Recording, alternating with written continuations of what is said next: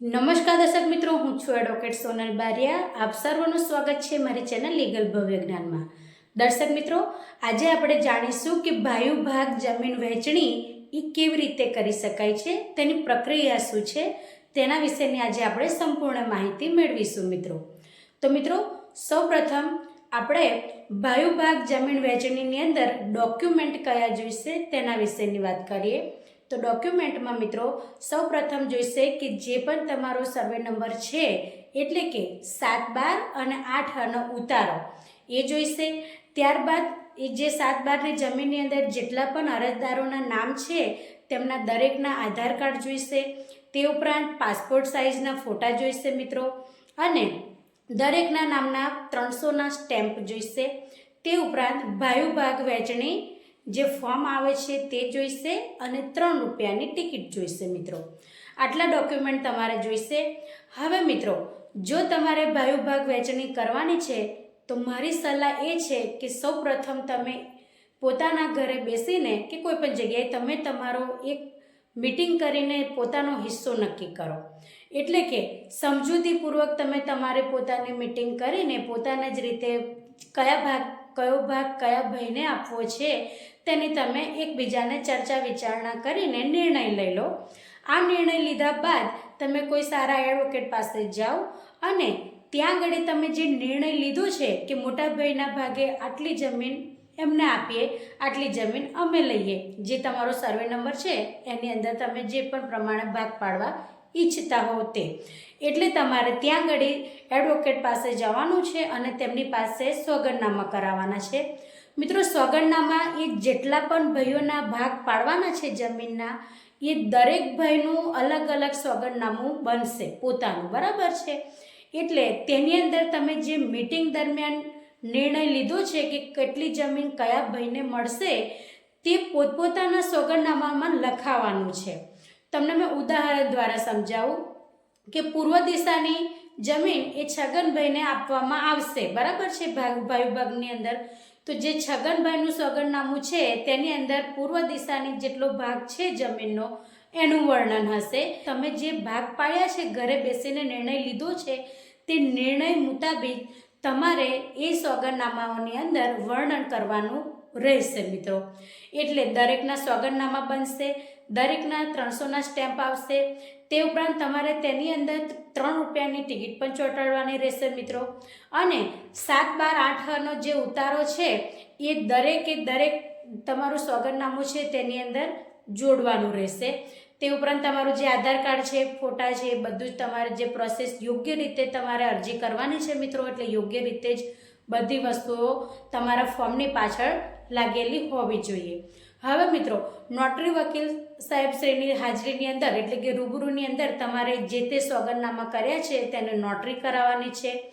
અને જો તમે એ જે અરજી કરી છે તેની અંદર જો તમે નોટરી ના કરાવી શકો તો તમારા મામલતદાર સાહેબ શ્રીની કચેરીની અંદર રૂબરૂમાં તમારે ત્યાં આગળ નોંધ કરાવવાની હોય છે, અથવા એમના સહી સિક્કા કરવાના હોય છે.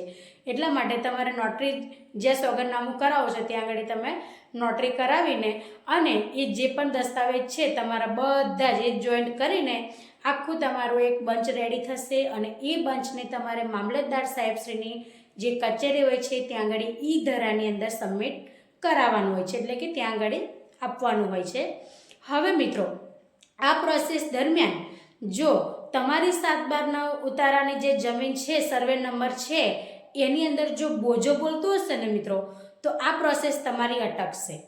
એટલે તમે જે સમય દરમિયાન મીટિંગ કરો છો ને તે સમય દરમિયાન તમે એ પણ ચકાસી લો કે તમારો પોતાનો જે 7/12 ઉતારો છે તેની અંદર કોઈ પણ પ્રકારનો બોજો છે કે નહીં.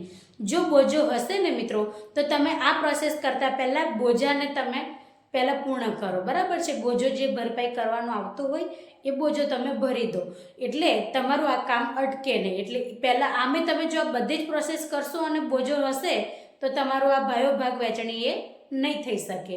એટલે બોજો હોય તો તમે એને પહેલાં ભરપાઈ કરજો, અને ના હોય તો પછી સરળતાથી તમારું આ કામ થઈ જશે. હવે મિત્રો, આ નોટિસ જે તમે આપો છો, બરાબર છે, એ કેટલા દિવસની તમારું કામ પૂર્ણ થાય છે? તો મિત્રો, સૌપ્રથમ તમે જે આ ફોર્મ ઈ ધરાની અંદર આપો છો તમારી તાલુકાની મામલતદાર કચેરીમાં, તો 35 દિવસે તમારે ત્યાં એક નોટિસ આવશે અને નોટિસનું નામ છે 35D, બરાબર છે. એ નોટિસ એટલે એક સામાન્ય નોટિસ આવે જ છે. જ્યારે પણ તમે આ રીતના કોઈ પણ અરજી કરો છો ત્યારે તમારા અલગ અલગ ટાઈમ પીરિયડ હોય છે, બરાબર છે. એનો પીરિયડ અલગ હોય છે, પણ તમારે જે આ પ્રોસેસ છે ભાઈ વિભાગની, એની અંદર 35 દિવસે તમારે ત્યાં એક નોટિસ આવશે અને નોટિસ તમારે સ્વીકારવાની છે. અને નોટિસ સ્વીકારશો એટલે 35 દિવસે તમારી આ જે અરજી છે એની કાચી નોંધ ત્યાં આગળ ઓફિસમાં પડી જશે. અને મિત્રો આગળ પછી જો તમારું બધા જ ડોક્યુમેન્ટ અને જે પણ અરજી કરી છે એ અરજી યોગ્ય રીતે તમે કરી છે અને યોગ્ય જેટલા પણ ડોક્યુમેન્ટની જરૂર છે એની અંદર એ બધા જ ડોક્યુમેન્ટ જો તમે યોગ્ય રીતે આપેલા છે તો 45 થી 60 દિવસની અંદર તમારી આ પાકી નોંધ થઈ જશે મિત્રો. અને 7/12ની અંદર તમારા જે પણ નામ છે તે આવી જશે. હવે મિત્રો એક અગત્યની બાબત એ છે કે સરકારશ્રીના પરિપત્ર મુજબ તમે લોકો જે પણ ભાઈ ભાગ વહેંચણી કરો છો તે આ જે પ્રક્રિયા દર્શાવીને એ પ્રક્રિયા દ્વારા તમારા ખાલી 7/12ની અંદર તમારા નામની આગળ એક કૌંસની અંદર તમારા ભાગની કેટલી જમીન છે ને કે કેટલું ક્ષેત્રફળ છે એ દર્શાવવામાં આવશે. પણ સંપૂર્ણપણે સ્વતંત્ર રીતે તમારી પોતાની જ જમીનનો આ 7/12નો હિસ્સો છે ને એ દર્શાવવામાં નહીં આવે.